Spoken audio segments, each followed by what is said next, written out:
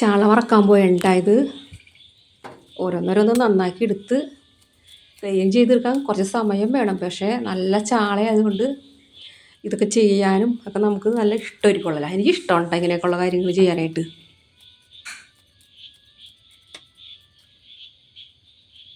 ഈ പച്ച ആയതുകൊണ്ട് ഇത് ആ ചെതമ്പലൊക്കെ കളഞ്ഞു കഴിഞ്ഞിട്ടുണ്ടെങ്കിൽ ഇതിൻ്റെ ഒരു സൈഡ് പോലും പൊട്ടില്ല.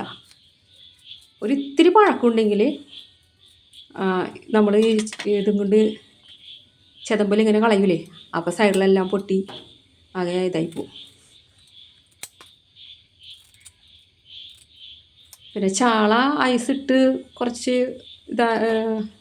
ഇന്ന് ഉടഞ്ഞാലും പ്രശ്നമില്ല കേട്ടോ. ചാളക്ക് പ്രശ്നം വരാറില്ല, ടേസ്റ്റിനും വ്യത്യാസം വരില്ല. അതിലൊക്കെ ശ്രദ്ധിക്കണം, നല്ല പച്ച തന്നെ ഇരിക്കണം.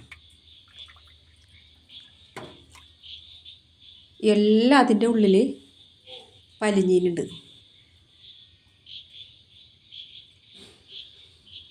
ഓരോന്നിനും ഓരോന്നായിട്ട് അതിൻ്റെ ആ കറുത്ത പാടെല്ലാം വലിച്ചു കളയണം കേട്ടോ, അല്ലെങ്കിൽ കഴിക്കൂ.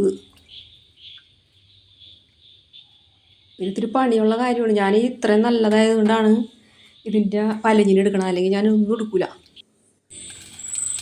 ഉപ്പിട്ട് ശരിക്ക് തേച്ച് ഉരച്ച് കഴുകുക.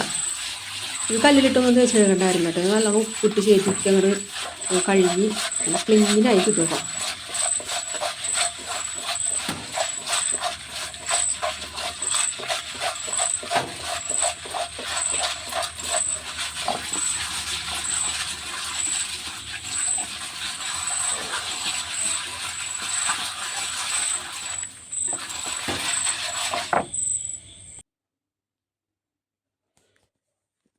ഒരു 5-6 പ്രാവശ്യം ഇത് കഴുകി കഴിഞ്ഞ് കഴിയുമ്പോഴേക്കും നല്ല ക്ലീൻ ആയി കിട്ടും കേട്ടോ.